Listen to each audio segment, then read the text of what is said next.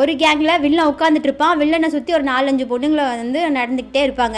அவங்க எதுக்கு நடக்கிறாங்க அப்படின்னே தெரியாது. நிறைய ஸ்டார் வேல்யூ உள்ள ஒரு படத்தில் ஹீரோயின் எப்படி இருப்பாங்கன்னு பார்த்தீங்கன்னா, நல்லா ஒல்லியாக வெள்ளையாக பொம்மை மாதிரி இருக்கணும் அப்படிங்கிற கட்டமைப்பு தான் இங்கே இருக்குது. வந்து ஒரு வீட்டை அப்படியே கேமரா ஃபோக்கஸ் பண்ணிகிட்டே போகுது. வீட்டை காட்ட போகிறாங்க அப்படின்னு தெரிஞ்சோடனே நான் நினச்ச விஷயம் என்னென்னா, ஓவரால் ராயன் மூவிக்கான ரேட்டிங் 5.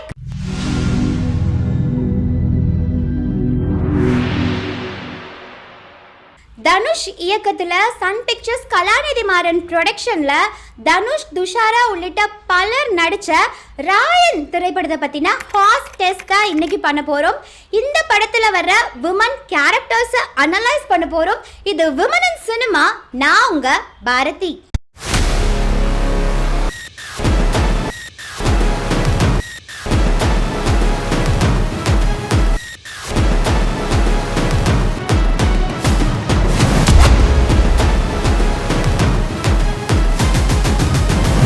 நம்ம தமிழ் சினிமாவில் பொதுவாக கேங்ஸ்டர் மூவினாலே ஒரு 4-5 கேங்கை காட்டுவாங்க. அதில் ஒரு கேங்கில் வில்லன் உட்காந்துட்டு இருப்பான். வில்லனை சுற்றி ஒரு 4-5 பொண்ணுங்களை வந்து நடந்துக்கிட்டே இருப்பாங்க. அவங்க எதுக்கு நடக்கிறாங்க அப்படின்னே தெரியாது. டக்குன்னு பார்த்தா அந்த பொண்ணுங்களெல்லாம் கொடுமைப்படுத்தி அந்த பொண்ணுங்களாம் அழுதுட்டுருக்கும். அதுக்கான ஒரு ஜஸ்டிஃபிகேஷனே அந்த படத்தில் வந்து கொடுத்துருக்க மாட்டாங்க. ஸோ அந்த மாதிரியான காட்சிகளை இந்த படத்தில் டைரக்டர் தனுஷ் வச்சுருக்காரா அப்படின்னு பார்த்தீங்கன்னா இல்லை. ஸோ ஹராஸ்மெண்ட்டுக்கு நம்ம தரக்கூடிய பாயிண்ட் 1.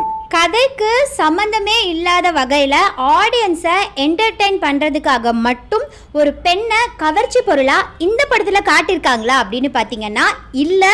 ஸோ அப்ஜெக்டிஃபிகேஷனுக்கு நம்ம தரக்கூடிய பாயிண்ட் 1. கருப்பு நிற பெண்களுக்கான முக்கியத்துவமில் அறந்தாங்கி நிஷா இந்த படத்தில் நடிச்சிருக்காங்க. ஒரு ஆஃபீஸர் கேரக்டர் ஒன்று பண்ணியிருக்காங்க. ஓரளவுக்கு ஓகேவாக தான் இருக்குது.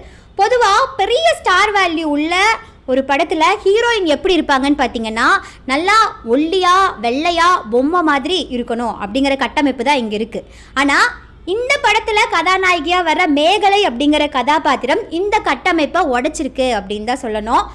எனக்கு நல்லா வெள்ளையாக விஜய் தேவர்கொண்டா மாதிரி மாப்பிள்ளை வேணும் அப்படின்னு சொல்கிற பொண்ணுங்களுக்கு மத்தியில் நல்லா கருப்பாக 1000 பேர் அடிச்சு போடுற மாதிரி ஒரு மாப்பிள்ளை பாருன அப்படின்னு சொல்கிற மாதிரி துர்கா கதாபாத்திரம் வந்து இதில் அமைஞ்சிருக்கு.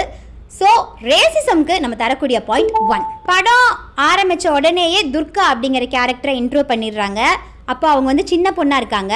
அவங்க பெரிய பொண்ணாக ஆன உடனே வர்ற சீனில் ஃபஸ்ட்டு சீன் வந்து ஒரு வீட்டை அப்படியே கேமரா ஃபோக்கஸ் பண்ணிகிட்டே போகுது. வீட்டை காட்ட போகிறாங்க அப்படின்னு தெரிஞ்ச உடனே நான் நினச்ச விஷயம் என்னென்னா, அந்த வீட்டுக்குள்ளே எப்படியோ துர்காங்கிற பொண்ணு இருக்கும். ஒன்று அது பாத்திரம் தேய்ச்சிட்டு இருக்கும், இல்லைனா அது பால் காய்ச்சிட்டு இருக்கும் அப்படின்னு நினச்சேன். அவங்க டக்குன்னு துர்காங்கிற கேரக்டரை ஃபோக்கஸ் பண்ணும்போது அந்த பொண்ணு பப்ஜி விளையாண்டு இருந்துச்சு. அந்த இடத்துல அவங்க ஸ்டீரியோ டைப்பை உடைச்சிருக்காங்க. மற்ற படங்களை கம்பேர் பண்ணும்போது இந்த படத்தில் இந்த மாற்றம் இருக்கிறதுனால ஸ்டீரியோ டைப்புக்கு நம்ம தரக்கூடிய பாயிண்ட் 1. தமிழ் சினிமாவில் வர பாதி படத்தில் ஹீரோயினை விக்டிமாக்கி ஹீரோ சேவியர் ஆவார். இல்லைன்னா ஹீரோயினோட அப்பாவோ தம்பியோ அண்ணனோ இல்லை ஏதோ ஒரு ஆம்பளைங்க சேவியராக காட்டுவாங்க. ஆனால் இந்த படத்தில் ஹீரோவான காத்தவராயன் விக்டிமாக்கி காத்தவராயனோட தங்கச்சியான துர்கா கதாபாத்திரமை சேவியராக கொண்டு வந்து காட்டினது ரொம்பவே நல்லா இருந்துச்சு. அடுத்ததாக எனக்கு இந்த படத்தில் ரொம்ப பிடிச்ச விஷயம் என்ன அப்படின்னு பார்த்தீங்கன்னா, நம்ம விமன் சென்ட்ரிக் ஃபிலிம்ஸ் பார்த்தாலே அந்த விமனோடைய கேரக்டரை எப்படி தெரியுமா ஸ்கெட்ச் பண்ணுவாங்க, அந்த விமனுக்குள்ளே இருக்கிற ஃபெமினினை எடுத்துகிட்டு மாஸ்குலினை வந்து இன்க்ளூட் பண்ணுவாங்க. அப்படி இன்க்ளூட் பண்ணும்போது அந்த பொண்ணு நடக்கிறது, அந்த பொண்ணுடைய நடவடிக்கைகள் எல்லாமே ஒரு பையன் மாதிரியே இருக்கும். அதைத்தான் போல்டு அப்படின்னு சொல்லி வச்சுருக்காங்க. ஆனால் இந்த படத்தில் அந்த துர்காங்கிற கதாபாத்திரம் அவளுடைய பெண் தன்மையை இழக்கவே இல்லை. அவள் ஒரு பொண்ணாவே தான் இருக்கா. அவள் ஒரு பொண்ணாவே தான் போல்டாக செயல்படுறா. அவள் ஒரு பொண்ணாவே தான் போல்டான அந்த முயற்சிகளை முன்னெடுத்து வைக்கிறா. அப்படிங்கிற மாதிரியான முக்கியத்துவம் இந்த படத்தில் நிறைய பெண்களுக்கு இருக்கிறதுனால ஸ்பேஸுக்கு நம்ம தரக்கூடிய பாயிண்ட் 1. ஓவரால் ராயன் மூவிக்கான ரேட்டிங் 5க்கு 5 பாயிண்ட்ஸ். ஒரு சமூக பார்வை உரையாடலாகுது. உரையாடல் நடைமுறையாக மாறுது. நடைமுறை பழக்கமாகுது. அந்த பழக்கம் வழக்கமாகுது. அந்த வழக்கம் தாங்க கலாச்சாரமாக உருவெடுக்குது. ஸோ சினிமாவில் நடக்கக்கூடிய இந்த மாற்றம் நிஜ வாழ்க்கையிலையும் மாற்றம் ஏற்படுத்தும். அந்த மாற்றத்துக்கு நீங்கள் எல்லாரும் சப்போர்ட் பண்ணுவீங்க அப்படிங்கிற நம்பிக்கையில் உங்களிடமிருந்து விடைபெறும் நான் பாரதி.